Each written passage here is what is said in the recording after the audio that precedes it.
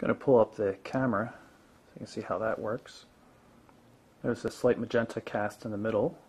Not uncommon with camera phones though. You can either use the trackball to take the picture or just press there on the little on-screen shutter button. Pictures come up here so you can take a quick look at them, but there's a better way to look at the photos you take in the gallery application. This new gallery is quite nice, and I have to admit I was running it for quite some time on my Motorola Droid. It was a hacked version. But really quite nice. No multi-touch zooming, but the picture quality coming out of the device is really very nice. I'm very pleased with it, and you do have swipe controls and of course the auto rotation functions, which are pretty handy. You can see I'm having a little trouble with getting the zoom control to work. But overall the camera seems to work really, really well. And again, it's it's a 5 megapixel unit with a LED assist lamp there. Can of course shoot video as well by taking this little control and sliding it up. Now we're in video mode. Pull up the settings here on the left hand side. You can see the quality settings right there, and just record some quick video just so you can see that it's working. Stop it and we'll quickly play it.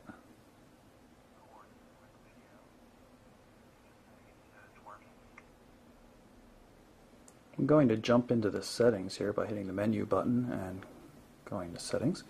I'll show you the accounts section. You can see you can have multiple accounts here tied in. We'll go with, this is the Touchdown Exchange client I mentioned before, and of course my test Gmail account. You can add other types of accounts too. There's other exchange support of course, and Facebook, which I think I also mentioned.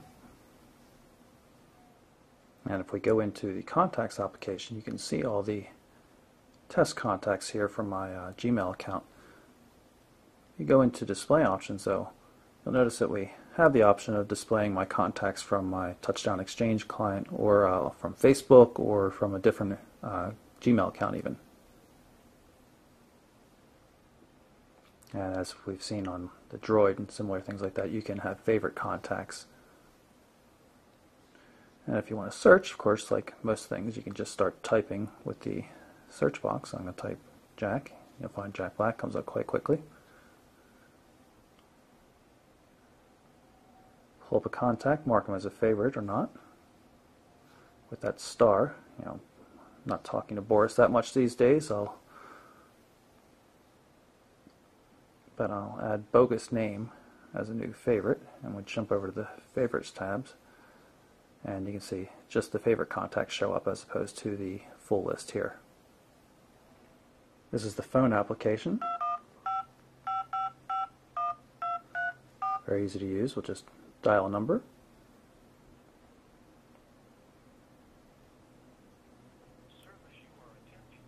Can turn the speaker on and use the on-screen button to hang up the call.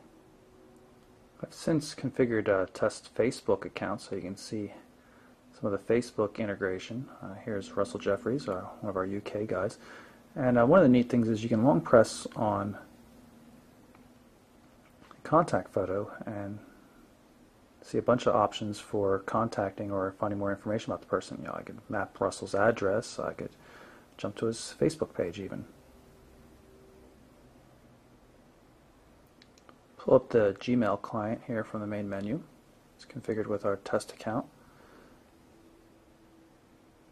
You can see it works pretty well.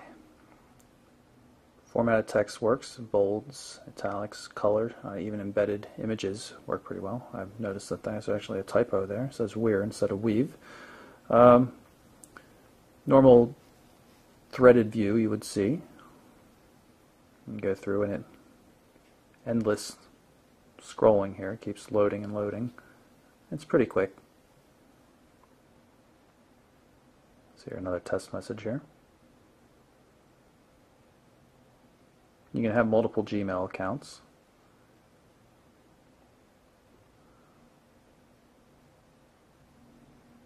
Here's the text messaging application. I'm just going to send a quick test message here.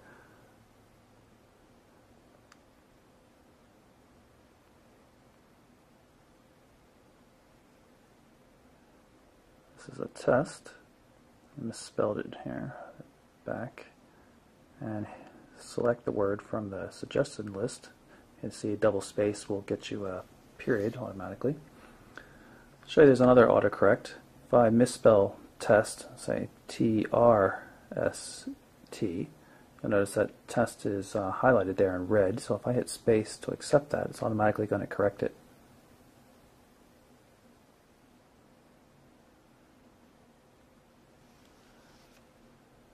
And of course we can just send the message off and hopefully it'll go through.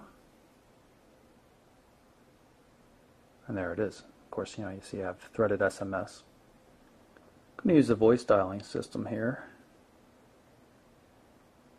Call Boris Yeltsin. Haven't called Boris in a while, so maybe I'll get him back onto my favorites list. You'll notice up top it here it says it's calling via Google Voice because Google Voice is included by default on the device. I actually have a Google Voice number, so I've been using it. This number here is one of Google's servers, and it uses that to dial out. But you can get your text messages and everything, even voicemails, transcribed automatically through Google Voice. It's quite a nice system. This is the music application on the Nexus One. You can see it organizes music by artist, album, songs, and even playlists. I'll go through and pick something to play so I can show you something else. So you can see this track's playing. I'll jump back to the home screen, and I've selected a different live wallpaper. This one's synced in with the music. There are a couple of those that do that. Let's pick a different one so you can see what it looks like. Waveform will do it. Pretty cool. I'll jump back into the music player here.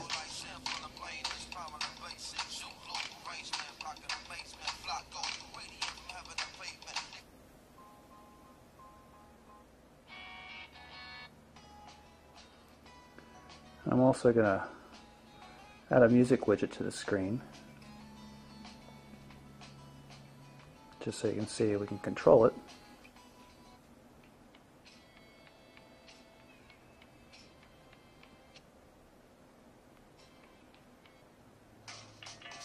Pretty cool, and since it has the 3.5mm jack, you can use any pair of headphones.